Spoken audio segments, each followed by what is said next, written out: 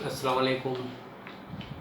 आज आपण इयत्ता 8वी विषय मराठी पाठ क्रमांक 7 ध्येयपूर्तीचा ध्यास याचा भाग 1 आपण पाहिलेला आहात.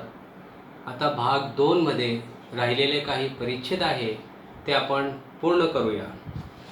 आपण पाहिलं कि हमने देखा कि वो जो बच्चा था वो बचपन से उस परिंदे के पीछे उसके ढूंढने के लिए बचपन से लेके जवानी ख़त्म किया, बुढ़ापा ख़त्म किया, फिर भी उसे वो परिंदा कहीं नज़र नहीं आया.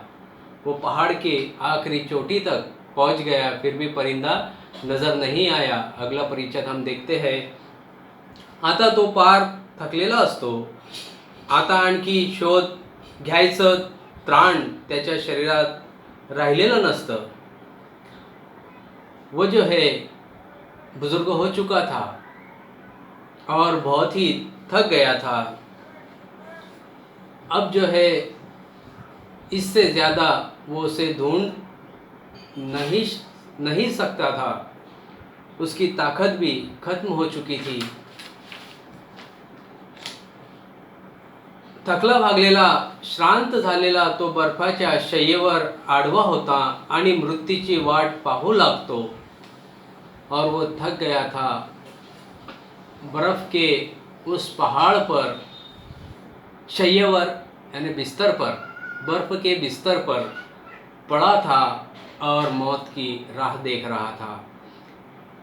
एक मूल म्हणून सुरू केलेला आपल्या जीवनाचा पट प्रत्यक्ष मृत्यू येण्यापूर्वी त्याच्यासमोर पुन्हा एकदा उलगडतो.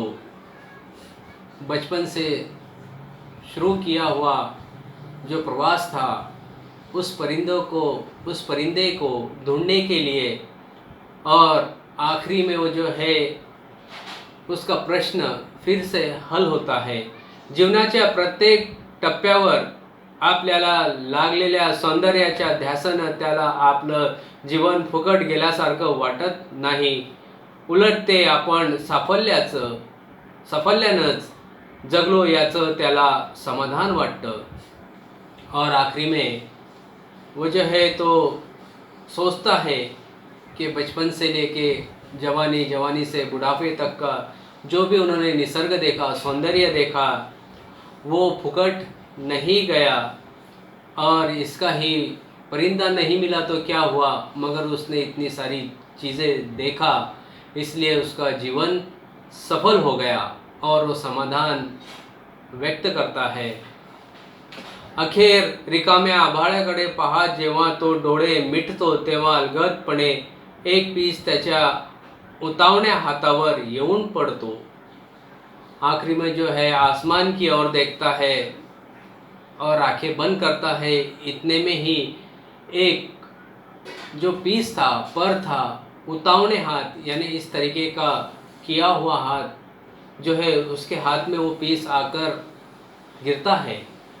ते पीस जणू त्याला झालेल्या सौंदर्याचा साक्षात्कार असतो. और ऐसा महसूस करता है कि ये पीस जो है उस परिंदे का ही हो सकता है. इस तरीके का उसे भास होता है, महसूस करता है. त्या पिसाच्या स्पर्शानं त्याच्या चेहऱ्यावर हास्य फुलतं आणि तशा हसऱ्या चेहऱ्यानंच तो या जगाचा अखेरचा निरोप घेतो. और महसूस करता है कि ये जो पर है ये उसी परिंदे का है. और हंसते हुए अपने जीवन का आखिरी क्षण से वो निरोप लेता है. त्या आदिवासींच्या मते तो मुलगा जगला ते एक परिपूर्ण जीवन असतं आणि म्हणूनच ही लोककथा शतकानुशतक सांगत राहण्याची प्रथा त्यांच्यात चालत आलेली आहे.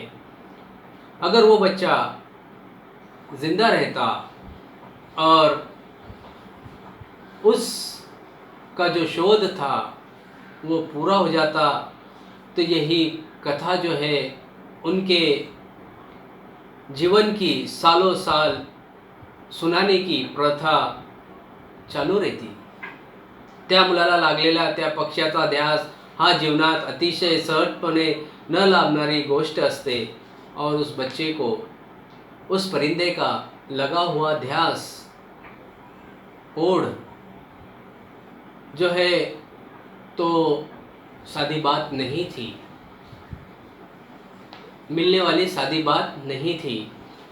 आपल्याला असं काहीतरी आपोआप मिळेल असं समजू नये और ऐसे ही हमें ज़िंदगी में कुछ आसानी से मिल जाएगा ऐसा कभी नहीं सोचना चाहिए। ते शोधून काढावं लागतं और जो चीज़ हमें चाहिए वो ढूंढकर निकालना पड़ती है।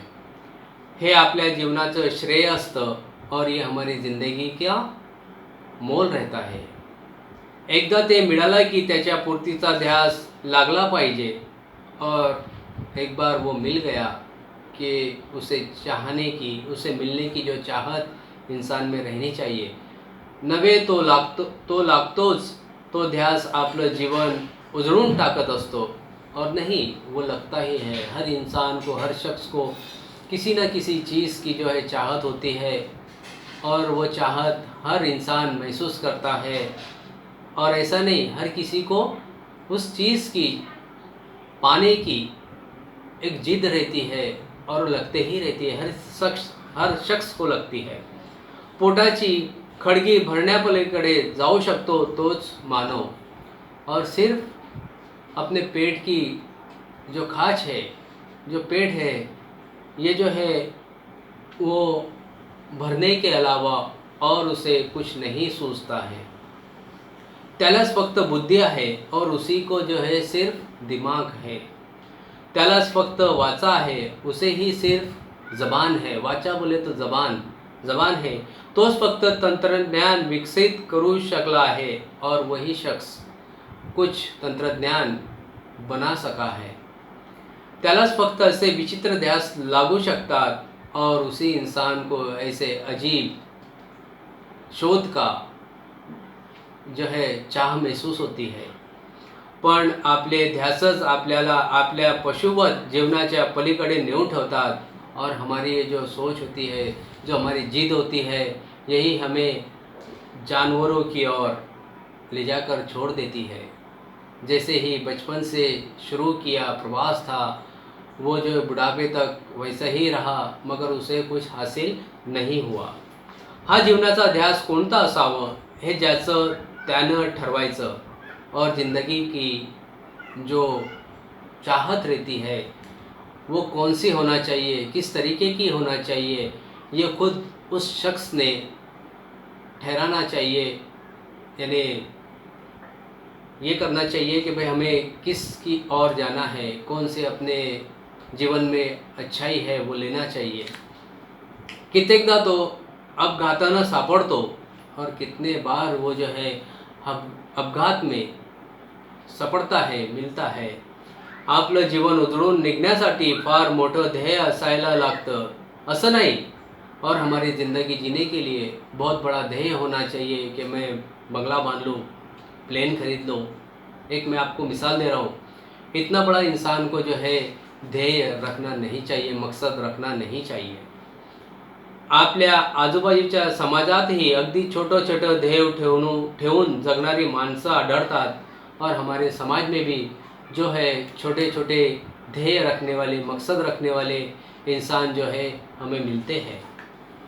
आपल्या जीवनाच्या केंद्रस्थानी आपण स्वतः नसून दुसरं काहीतरी आहे असू शकतं याची जाणीव ज्या क्षणी होते तो क्षण साक्षात्कारी असतो आणि ज्या व्यक्तींना ही जाणीव होते त्यांच्या भाग्याला सीमा नसते। और हमारे आसपास के जो लोग होते हैं वो छोटी आशाएं रखते हैं और ऐसे ही छोटी आशा रखने वाले के जो लोग होते हैं, जो पल होता है वो साक्षात्कारी रहते हैं और इसकी जो है हमें जानीव होना चाहिए। और हमारे भाग्य को कोई सीमा नहीं है, जो लिखा है नसीब में वो मिलना ही है। भाग्य में, नसीब में जो लिखा है वो मिलना ही है।